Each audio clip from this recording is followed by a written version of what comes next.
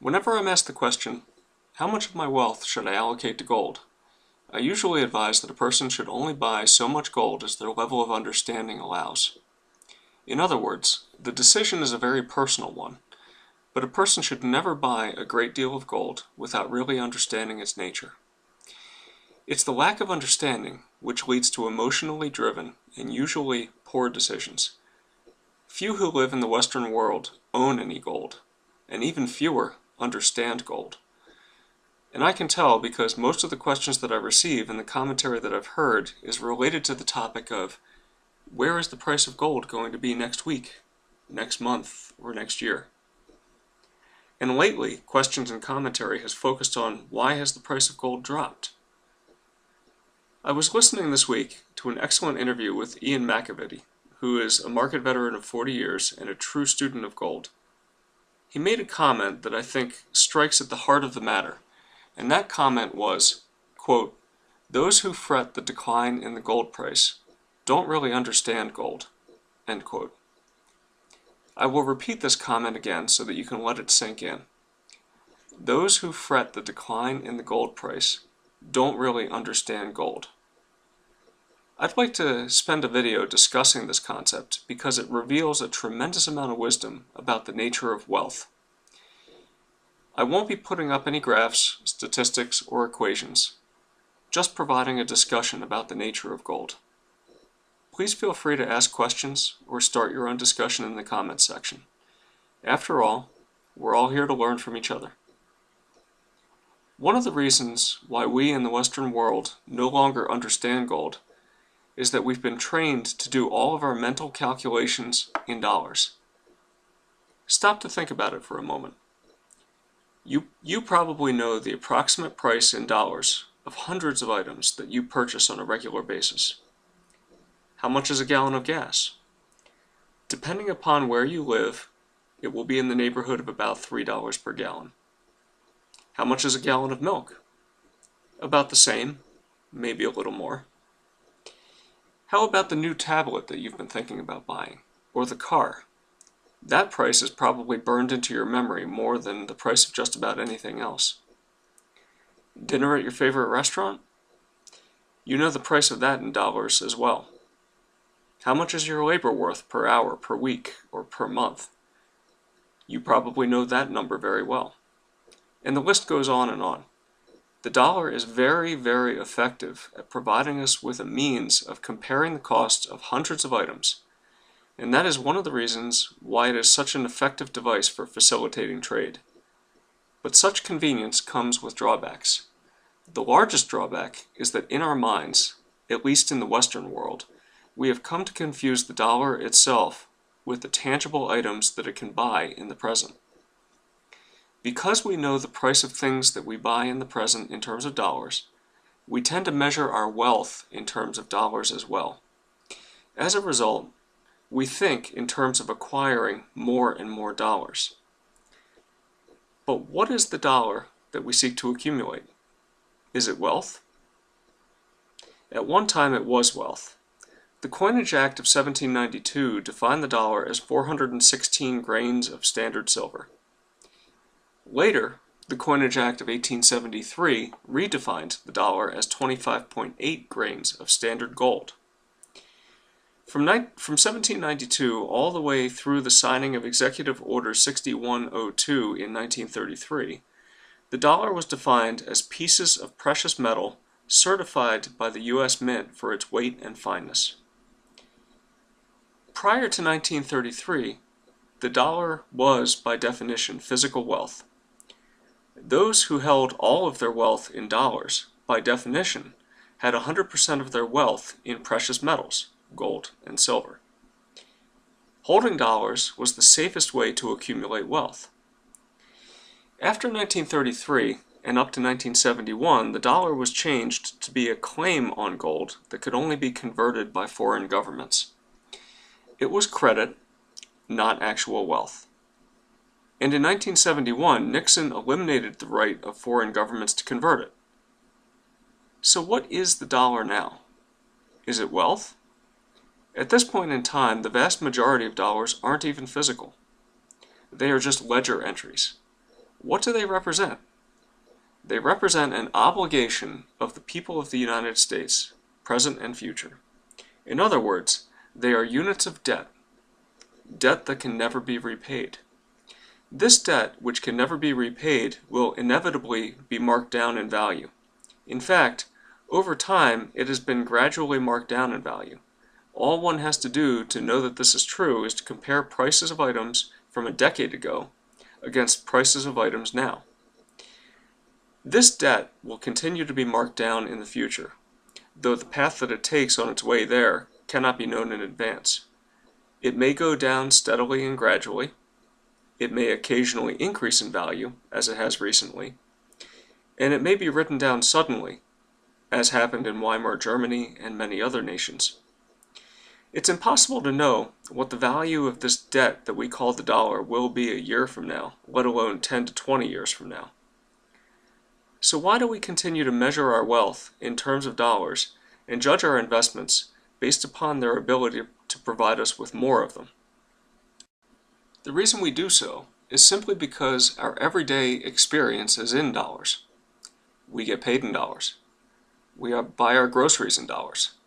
We pay our mortgage, if you have one, in dollars. We use dollars to buy movie tickets and dinner out. And so we treat wealth accumulation and dollar accumulation as if they are the same thing. We're even taught that as we approach retirement, we should have most of our wealth in nice, safe U.S. Treasury bonds, which will pay us a reliable stream of dollars in the future. Pension funds are loaded with these Treasury bonds. But a debt instrument that is guaranteed to pay a person in other debt instruments, which can never be repaid, is certainly a strange notion of wealth. Wouldn't you agree? And yet, our brains are wired to think in dollars and measure our wealth in dollars. So when the dollar price of gold and silver that we hold goes down, there's a natural tendency to get upset. After all, our wealth has declined, right? And here lies the crux of the issue. It is this false idea that prevents us from understanding gold and silver. This is the very false idea that Ian McAvity challenged when he said, "Those who fret the decline in the gold price don't really understand gold." Let's explore what Ian's statement means and see if we can rid ourselves of a major misconception that most of us have about gold and silver. I'd like to do a little thought experiment with you. Please follow along with me. Let's start by imagining that we can live under a different set of rules. Let's imagine that everything that we buy can be easily stored and will last forever. It's a strange thought to hold, I know, but it will be important to allow ourselves to briefly entertain this thought in order to get to where I'd like for us to go. So with this thought in mind, we can imagine buying a lifetime supply of food and not having to worry about where to put it and not having to worry about it spoiling. We can buy all of our heating oil or natural gas that we need to heat our homes that will last for the rest of our lives, and it will just be there when we need it. We can buy a lifetime supply of clothing, and it will just sit in storage and never go out of style. You can extrapolate this thought to any good or service that you think you might need. Let your imagination run wild. What a great world this would be, wouldn't it?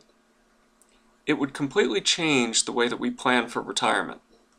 All we would need to do to plan for a successful retirement is to know ahead of time what it will be that we will need to buy, and just buy it now and store it.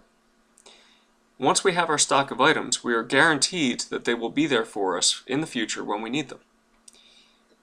Now imagine that you have bought all of these items that you will need for the rest of your lifetime.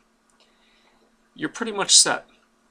You have no use for anything else, and so you announce your retirement at work, and you start your carefree retirement. Take just a moment and think about how wonderful this would be. Now, keep yourself in this frame of mind, and I will ask you a question that I'd like for you to think about. If you have a ready stock of all of the items that you will need to consume in retirement, do you care about the value that another person places on those items? Suppose over the course of accumulating these items, you paid 1 million of these unpayable debt units, called dollars, and then someone comes along after you've accumulated your stock and tells you that now it would cost you 1.5 million unpayable units of debt. You would probably breathe a sigh of relief that you had accumulated the items when you did, but the change in how many dollars it would take to buy the whole lot again will not change your life in the least. What if instead a person comes along and tells you that the whole stock of your accumulated wealth will now only cost 900,000 of these unpayable units of debt? You may consider with a little bit of frustration that had you timed your purchases right, it might have cost you less. But again, it will not change your life in the least. You still have a stash of everything that you will need to live in comfort for the rest of your life. Okay, back to reality. We do not live in a world where it's possible to simply accumulate all of the items that you will need in the future and store them forever. The world simply doesn't work that way. Food spoils, clothing goes out of style, cars wear out, houses need maintenance, fuel is impossible to store in large amounts, and so we need another way to accomplish the task of providing for our future needs.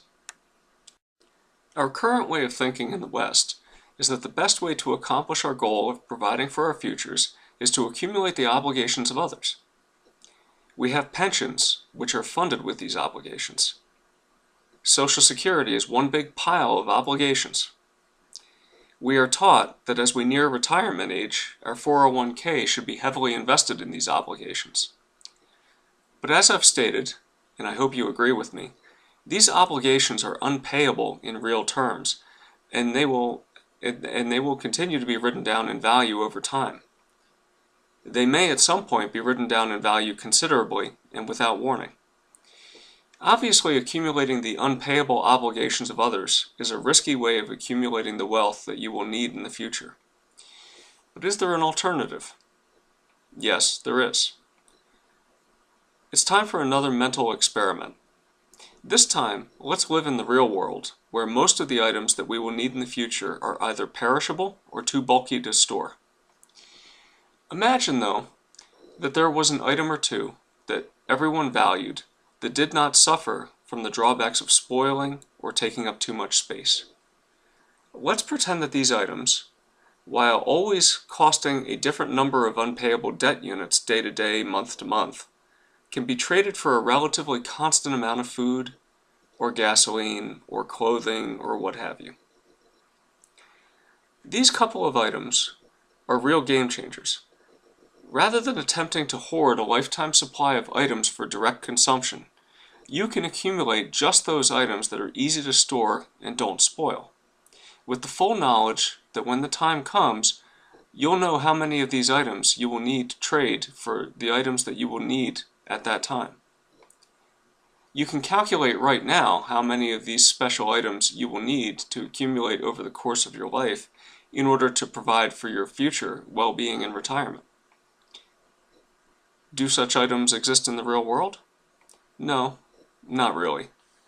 Well, we do have a few items that are very close to fitting the bill. I have shown you that over the past 150 years of available data, gold and silver have maintained their price relative to other consumption-based items.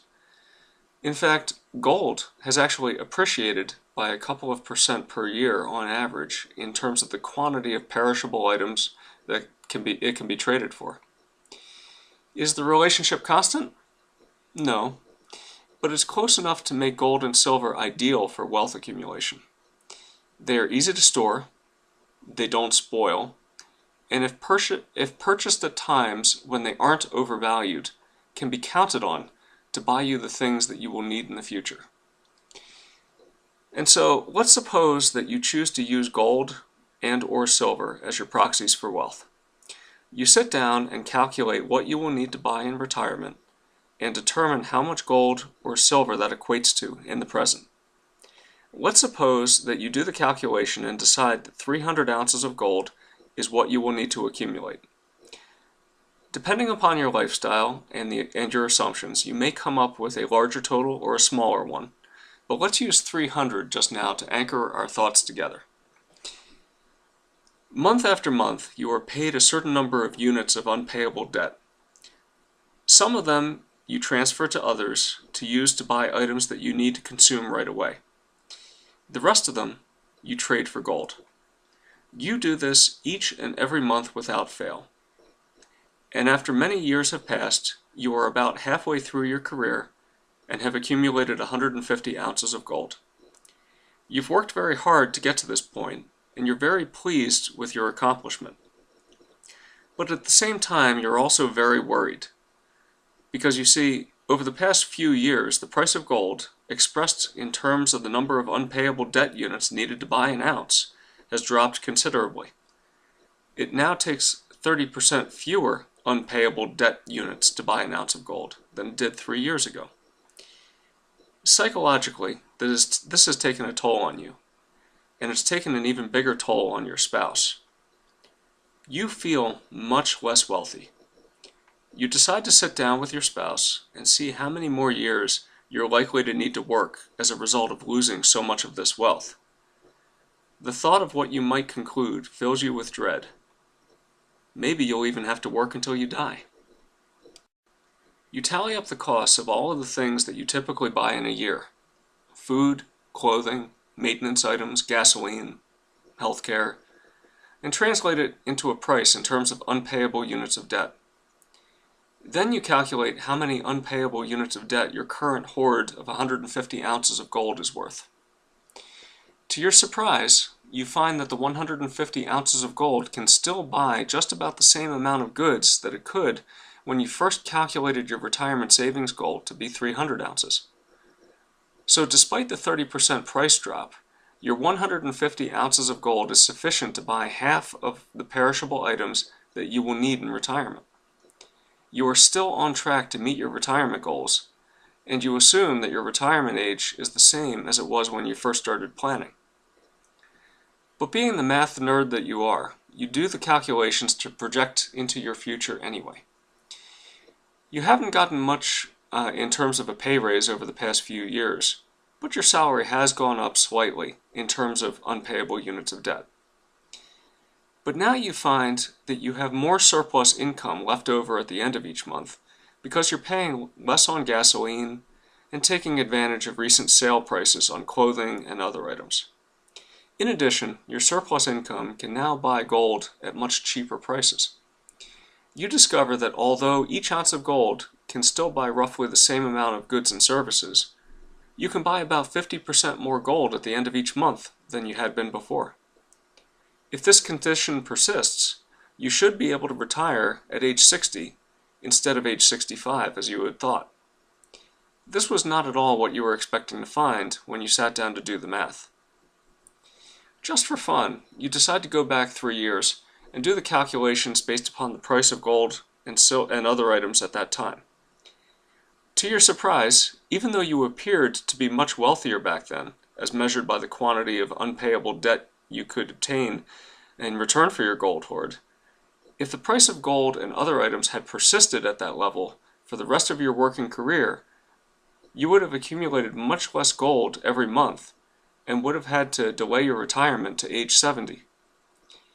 And this was completely counterintuitive to you. So you check your calculations again and assure yourself that you didn't make a mistake. This brings us to the end of our thought experiment. Let's go back to Ian McAvity's statement. Those who fret the decline in gold price don't really understand gold. If you followed along with my thought experiment, you probably understand this statement by now. You see, gold is a compact and non-perishable form of wealth. Over long periods of time, it tends to maintain its value relative to other goods and services. In fact, we have seen in my other videos that it even tends to appreciate a little bit on average each year. When the price of gold changes in terms of the number of unpayable debt units that it can buy, it is generally because the price of everything else is changing along with it. If the price drops, It's an indication that real wealth of all forms is easier to obtain in return for your labor. If the price climbs, it's an indication that real wealth is harder to obtain. The gold that you have already purchased, regardless of the quoted price, can generally still buy what it could in the past, assuming that you didn't buy on price strength, which is generally a losing strategy. So put yourself back in the position of the person who has all of the wealth needed for retirement in the form of gold, which can be traded for consumption goods. Do you care what the quoted price is in terms of unpayable units of debt, so long as you can still buy what you need when you need it? Maybe you do, but the change in price won't hurt you. Now take a moment and put yourself in another position. Instead of accumulating gold, let's say you decided to accumulate U.S. Treasury bonds, as you were instructed to do, which are really just debt-denominated instruments that are denominated in more unpayable debt. How secure do you feel when you see the price of goods that you need to buy fluctuate by 20 to 30%, with a gradual and persistent general tendency to go up in price? How secure do you feel knowing that you are being paid a pittance for holding this debt denominated in just more unpayable debt? How secure do you feel knowing that at some point in the future, and likely so, the unpayable debt units will be written down suddenly? Those who fret the decline in the gold price don't really understand gold.